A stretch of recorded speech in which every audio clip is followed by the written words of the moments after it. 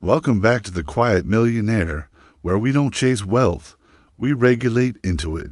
Ever notice how even rest feels like failure? Ever feel like slowing down is more terrifying than burning out? Ever wonder why urgency still runs your mornings, even when you know better? Today, we're not talking mindset. We're addressing what's underneath your money behavior. Let's begin here. Sit for a moment. Feel the weight of your body in your chair. Maybe your feet are pressed flat against the floor. Notice your hands unclench your fist, or let your palm relax. This is not theory. This is your nervous system, right now, deciding if it's safe to unplug. Most entrepreneurs, even seasoned ones, carry a background thrum, a pressure behind the eyes, or a heavy chest. The body waits for another interruption. The mind grips for the next signal. Restlessness becomes normal. Productivity chases become a comfort, but only because we've forgotten what stillness feels like. Here's where most people get stuck. When building and ambition become coping mechanisms, your nervous system can't discern success from survival. It's just trying to make it to the next email, the next deal, the next proof you're allowed to rest. So you bristle at holidays, distrust weekends. Anxiety soaks into the silence meant to heal you. You already know this. Your billionaire morning routine, your seven-figure to-do list. Haven't. Fix that tension in your chest. Wealth built on exhaustion is a house without a lock.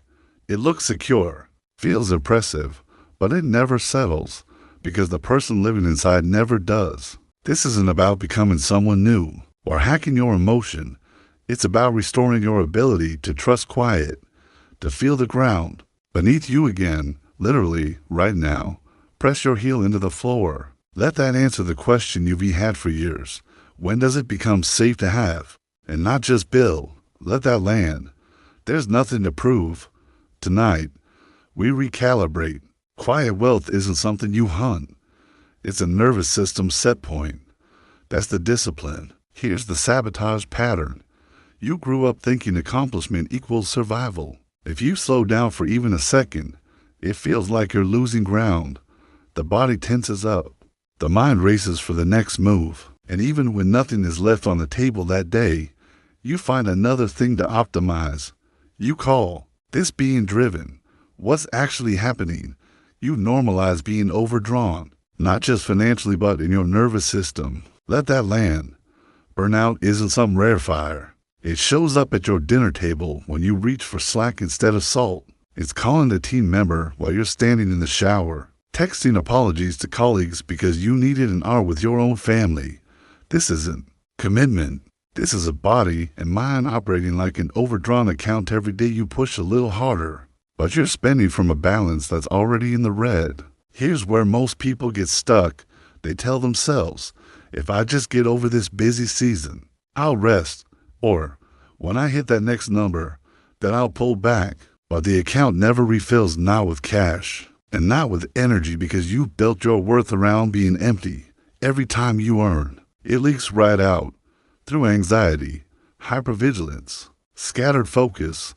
The money metaphor isn't just about finances. It's about presence. If your nervous system stays in overdraft, you can't hold what you create. Wealth, creativity, even meaningful connection, they slip through the cracks of a vessel that never repairs. If this shows up in your week, pause there. The cost is measured in more than burn hours. It's the thinning of relationship capital, the erosion of self-trust, the dulling of creative clarity.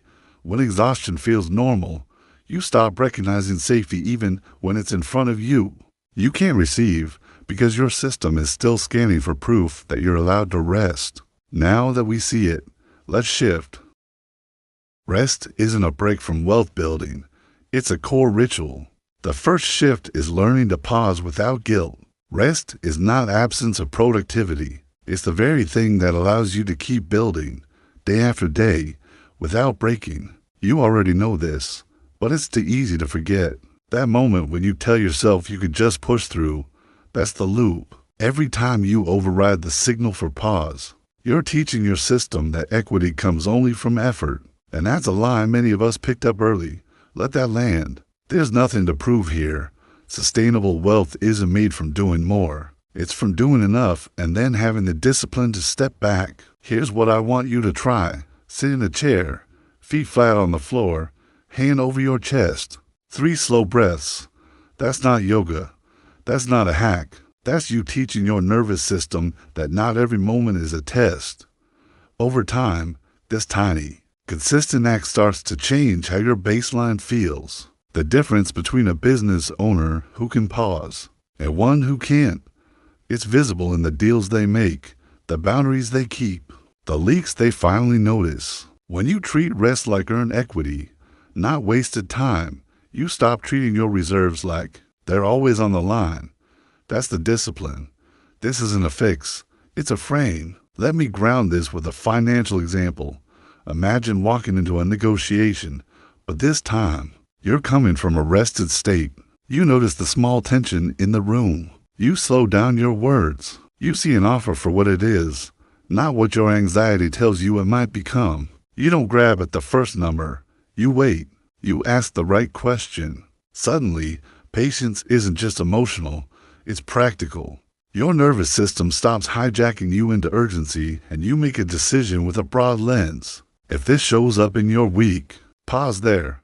Anchor this once. Repeat when it wobbles. Build capacity, not speed.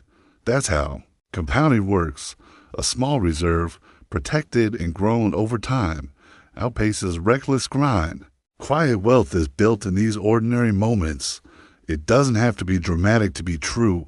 Most entrepreneurs believe that discipline is about self-criticism, about using internal pressure to keep moving.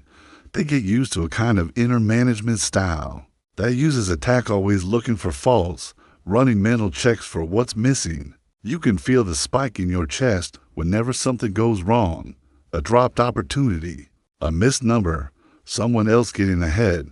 This is familiar, but it's not regulation. It's survival mode. Think of your nervous system as something you actually own, like a financial portfolio of the core, investment that everything else depends on.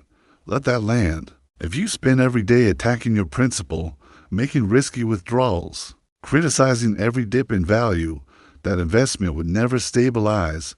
The capital would shrink. Results would become unpredictable. No one builds wealth by beating up their principal. Protection is the operating standard. That's the discipline. Self-stewardship works the same way. It might not look dramatic. No heroic push in the late hours. Instead, you're protecting your inner principle. You take a walk instead of working through lunch. You put your phone down after 6 because you said you would. You choose food that leaves your hands steady. Over time, these invisible moves stack up. Your nervous system stops spiking at every external event and notice. Money habits follow suit. You don't panic sell your energy. You don't hunt for validation after a setback. You stay. You hold. You let the principle grow. Here's what I want you to try. When criticism comes up, pause. Ask, would I treat my core wealth this way? Would I tear into the foundation I'm living on? If not, shift. Steward yourself like you would steward a portfolio you can't afford to damage. Curiosity over critique. Grounding over punishment. Let stability compound inside and out. Most people approach wealth with clenched fists. They grip, chase, and squeeze. It's what they've learned. It is a nervous system running on empty, trying to clutch any proof that safety is on the other side. But the third quiet shift is moving from grasping to receiving. Notice how easy it is to operate out of fear, especially around money. Scarcity isn't just a story. It's baked into how your body waits for the next deposit, the next approval, the next win. Tiny muscles tighten, jaw clenched, shoulders up, breath held tight. You can feel it right now if you check in. Let that land. But the ones who build lasting wealth, their body is a vessel for receiving, not gripping. That means opening your palm. Literally feel your hand relax. Unclench your jaw. Let your shoulders drop an inch. Notice the ground, how it holds you even when your mind races. This is a regulated posture. It builds over time. Here's what I want you to try. The next time an opportunity rushes you, pause before you respond. Don't cling. You don't have to leap at every deal. I had a client last year who got pitched on a new partnership, fast money, fast timeline, old pattern, squeeze tight, say yes, please don't miss out. The shift. He paused. He said no. Waited 6 weeks. The right partner found him. Clean terms. Better energy. That's not luck. That's capacity. It's what changes when you stop turning anxiety into action. Anchor this once. Repeat when it wobbles. Receiving is discipline, not passivity. You'll feel resistance. That's just your nervous system catching up. Build capacity, not speed. You don't need to find a new edge. You need to stop burning through what steadies you. The 3 shifts resting as a form of equity, stewarding yourself without the constant criticism, and learning to receive instead of clench are not quick upgrades. They're the rewiring underneath everything you build. If you want quiet wealth, this is not an add-on.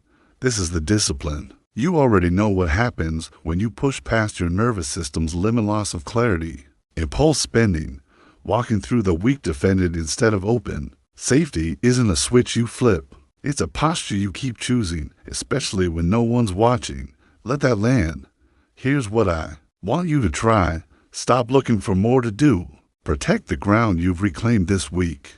Money will track the nervous system, never the other way around. Affirm these. I pause before urgency takes over. I choose rest as investment, not escape. I create boundaries that reinforce my stamina. I welcome what I earn. Without white-knuckling the future, I make money choices from clarity, not reactivity. I hold the roots of my being as closely as my wealth. I am safe to slow down even if the world spins faster. Quiet wealth is built on capacity. Quiet wealth is built on capacity. Quiet wealth is built on capacity.